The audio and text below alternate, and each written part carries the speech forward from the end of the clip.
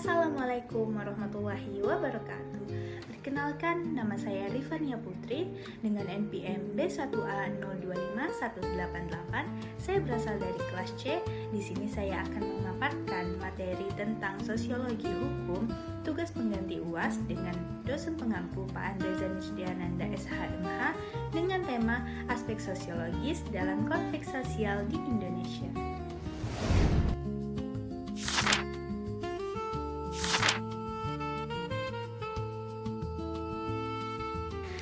Berbicara tentang konflik sosial merupakan bagian yang tidak terpisahkan dari dinamika kehidupan masyarakat Indonesia. Keberagaman etnis, agama, budaya, serta perbedaan kepentingan dan akses terhadap sumber daya membuat potensi konflik selalu ada. Dalam perspektif sosiologi, konflik tidak hanya dipahami sebagai benturan fisik, tetapi sebagai proses sosial yang muncul akibat ketidakseimbangan atau juga persaingan antar kelompok. Oleh karena itu, untuk memahami konflik sosial di Indonesia, kita perlu memerhatikan aspek-aspek sosiologis apa saja yang melatar belakangi serta mempengaruhi munculnya konflik-konflik tersebut. Seperti yang kita ketahui, konflik sosial dipengaruhi oleh beberapa faktor-faktor penting dalam struktur sosial masyarakat. Faktor seperti struktur sosial yang timpang seperti kelas sosial dan pembagian kekuasaan dapat menimbulkan ketidakadilan.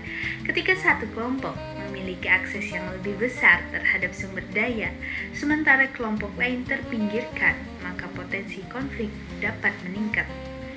Faktor selanjutnya yaitu proses sosial. Interaksi antar kelompok seringkali diwarnai persaingan, prasangka, juga stereotip. Unsur-unsur ini memperbesar jarak sosial yang pada akhirnya dapat memicu pertentangan. Faktor yang ketiga ada juga perubahan sosial, proses modernisasi, pembangunan, dan industrialisasi dapat mengubah pola hidup masyarakat.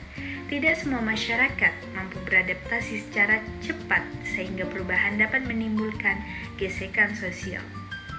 Faktor selanjutnya yaitu identitas sosial. Identitas berbasis etnis, agama, adat menciptakan solidaritas internal, namun juga dapat menjadi batas sosial yang menyebabkan konflik apabila identitas tersebut dianggap terancam. Salah satu bentuk konflik sosial yang paling menonjol di Indonesia adalah konflik agraria. Konflik ini terjadi ketika terjadi pertentangan mengenai penguasaan, pemanfaatan, ataupun kepemilikan tanah antara masyarakat, pemerintah, dan juga perusahaan. Konflik agraria tidak hanya berkaitan dengan masalah hukum kepemilikan tanah, tetapi juga menyangkut aspek sosial dan budaya. Bagi masyarakat adat dan petani kecil, tanah merupakan bagian dari identitas mereka dan sumber kehidupan mereka. Ketika tanah diambil atau dialihkan fungsinya, masyarakat kehilangan bukan hanya lahan, tetapi juga sejarah, budaya, dan mata pencaharian mereka. Faktor sosiologis yang memperkuat konflik agraria antara lain ketimpangan akses tanah, lemahnya posisi tawar masyarakat lokal, dan perbedaan kepentingan antara pengembang industri dan masyarakat setempat. Kaitannya dengan kasus nyata yang ada di Indonesia dapat kita lihat pada kasus Rempang di Batam. Dalam kasus ini, rencana pembangunan kawasan industri menyebabkan masyarakat yang telah tinggal secara turun-temurun terancam direlokasi.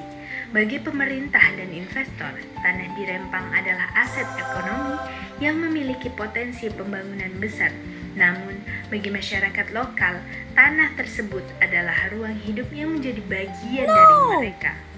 Selain Rempang, ada juga konflik masyarakat adat dengan perusahaan sawit di Kalimantan dan Sumatera, yang juga menunjukkan dinamika serupa.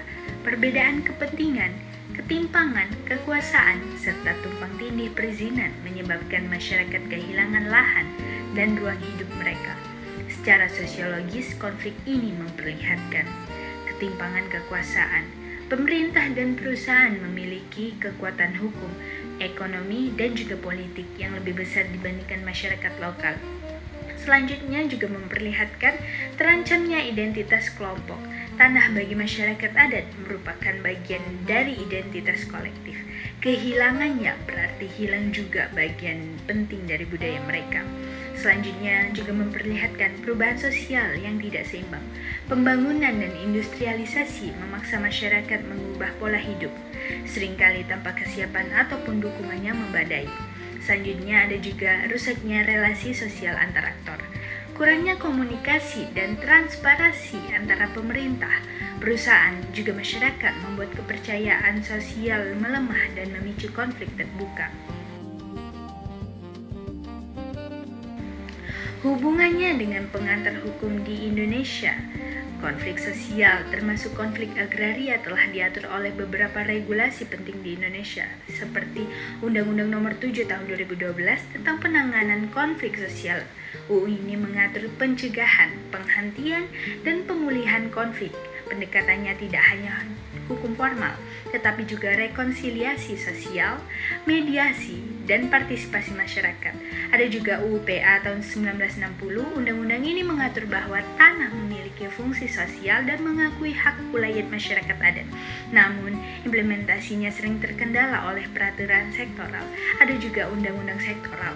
Peraturan tentang kehutanan, perkebunan, dan lingkungan sering tumpang tindih dan menimbulkan ketidakpastian hukum yang menjadi akar konflik agraria. Ada juga peran pemerintah daerah. Undang-Undang Nomor 23 Tahun 2014.